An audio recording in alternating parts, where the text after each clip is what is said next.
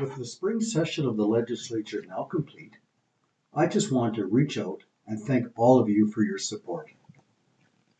And now the race to replace Kenny is underway, and I'm concerned that the very folks who ignored you, discounted your concerns and ideas, are already falling back into their bad habits. Even worse, we are already seeing some candidates and their supporters taking personal shots at each other. There's a quote by Eleanor Roosevelt that is widely circulated on the internet, and it's something to the effect of, "Great minds discuss ideas, small minds discuss people." Runaway public debt, resulting in higher taxes and slower economic growth, comes at a devastating cost for the millennials and younger generations. Our kids will be worse off than their parents and their grandparents, and they know it. Now, I have talked a lot about Alberta getting a fair deal with Ottawa and our Canadian partners, and for very good reason. But now, more than ever, we need to focus on getting a fair deal for Albertans in our economy. The good news is there are a number of steps we can take to get started. First, we need to immediately scrap Albertans' hidden income tax hike.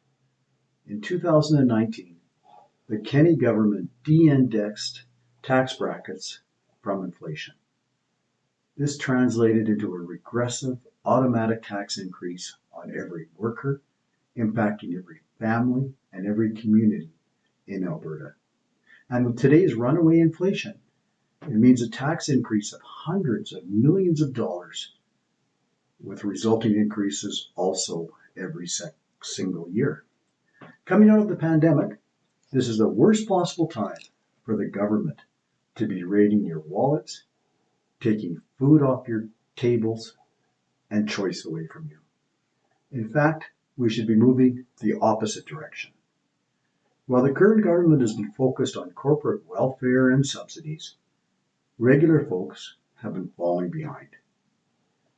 We need to change this dynamic and immediately reward hardworking families with a tax decrease.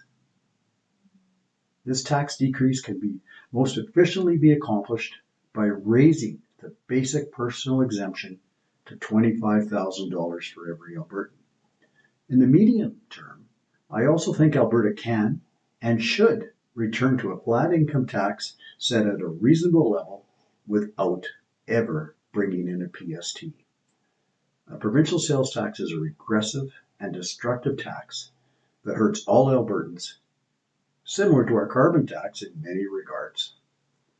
Bringing in a PST would kill what remains of the Alberta advantage built by Premier Klein. Conversely, a flat income tax set at a reasonable level has been proven to spur economic growth and draw investment into our province. Even better, this is not the kind of investment reliant on corporate welfare, subsidies to maintain, or lobbying. These are the kind of economic and fiscal policies designed to grow the economy in a way that benefits all Albertans, all Alberta families and communities, and that's what leads to our long-term prosperity. In coming videos, I will look at removing the small business tax, look at energy taxes and how to better plan our spending, saving, and living within our budget, and of course, more ideas on democratic reform.